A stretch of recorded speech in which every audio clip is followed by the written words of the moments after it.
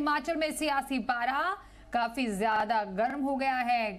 काफी कुछ चल रहा है। दरअसल हिमाचल में राज्यसभा की इकलौती सीट गंवाने के बाद कांग्रेस में सियासी भूचाल मच गया है।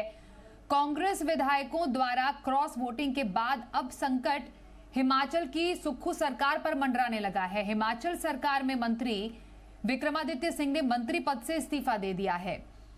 तो विक्रमादित्य सिंह ने आरोप लगाते हुए कहा कि सुक्खू सरकार ने उनकी अनदेखी की और पिता वीरभद्र सिंह की मूर्ति लगाने के लिए जमीन नहीं दी। लेकिन तमाम घटनाक्रम के बीच सीएम सुक्खू का दावा है कि उनकी सरकार सुरक्षित है।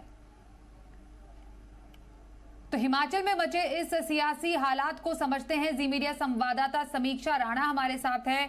समीक्षा, आपसे जरा सिलसिलेवार तरीके से समझना चाहेंगे कि आखिरकार हिमाचल विधानसभा में हो क्या रहा है और फिलहाल ताजा तस्वीर क्या है।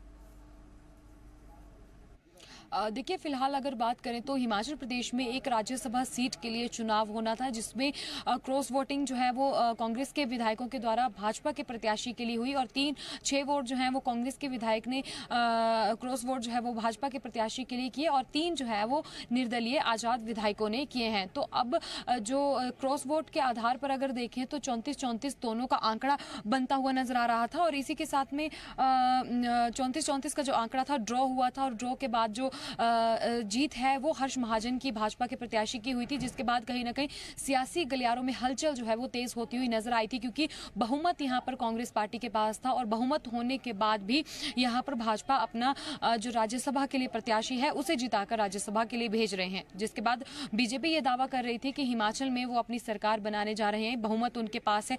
आज हिमाचल प्रदेश का बजट पास होना था, तो ऐसे में बजट के लिए जो है वो 68 विधानसभा क्षेत्रों में 34-34 के दोनों के पास आंकड़ा था, लेकिन स्पीकर का जो वोट है वो इसमें काउंट नहीं किया जाता है। लेकिन बीजेपी के जो विधायक हैं बीते दिन उन्होंने जो है वो काफ़ी ज़्यादा नारेबाजी वहाँ पर सदन में की थी, क्योंकि उनकी मांग जो है वो नहीं मानी गई थी। डिवीजन को लेकर पहले उन्होंने दिन में मांग की, नहीं दी गई, जिसके बाद से शाम को हालांकि भाजपा की ओर से ये आरोप लगाया गया कि मार्शल के द्वारा उनके साथ धक्का मुक्की की गई, लेकिन वहीं दूसरी तरफ स्पीकर की ओर से आज दलील देते हुए ये कहा गया कि मार्शल के साथ इन्होंने बदसलूकी भाजपा के विधायकों ने की है, जिसे लेकर 15 विधायकों को भाजपा के निष्कासित यहाँ पर कर दिया गया, जिसके बाद से जो स्थिति है वो कहीं ना कहीं स्पष्ट हो गई कि बहुमत जो उस समय कांग्रेस पार्टी के पास रहा और बीजेपी जो है वो वहीं पर धरा की धरी रह गई और कहीं ना कहीं जो 15 विधायक थे उन्हें निष्कासन के बाद जो बाकी बचे हुए विधायक थे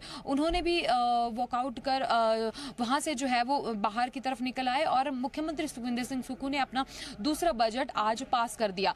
तो यहाँ पर हालांकि हलचल और तेज होती हुई अब नजर इसीलिए आ रही है। भाजपा दावा कर रही है कि हम हिमाचल में सरकार बनाएंगे, लेकिन 15 विधायक जो निष्कासित कर दिए गए हैं उनके लिए जो है वो बजट, क्योंकि बजट में अगर बहुमत कांग्रेस पार्टी के पास नहीं होता तो सरकार वहां गिर जाती और बीजेपी की कहीं ना कहीं रणनीति यही थी कि बजट में आज वो बहुमत साबित नहीं कर पाएंगे। लेकिन 15 विधायकों को निष्कासन के बाद अब मुख्यमंत्री अपना बजट जो है वो पेश कर चुके हैं और अब कहीं ना कहीं देखिए ये जो हलचल है वो अलग तरह की का रूप लेती हुई नजर आ रही है। जहां पलड़ा पहले बीजेपी का भारी था वहां अब कांग्रेस भी इस चीज को होल्ड किए हुए है और इसमें आगे बढ़ने की कांग्रेस जो है वो कोशिश कर रही है। मुख्यमंत्री सुखविंदर सिंह सुक्खू ने ये कहा है कि उनके साथ जो 6 विधायकों ने जिन्होंने बीजेपी का साथ दिया है वो उनके संपर्क में है और एक विधायक ने कहा है कि उन्होंने अपनी पार्टी के साथ धोखा किया है, तो कहीं ना कहीं इसके लिए रिग्रेट भी फील कर रहे हैं। तो कहीं ना कहीं सियासी हलचल हिमाचल में अभी तक तेज होती हुई नजर आ रही है। जी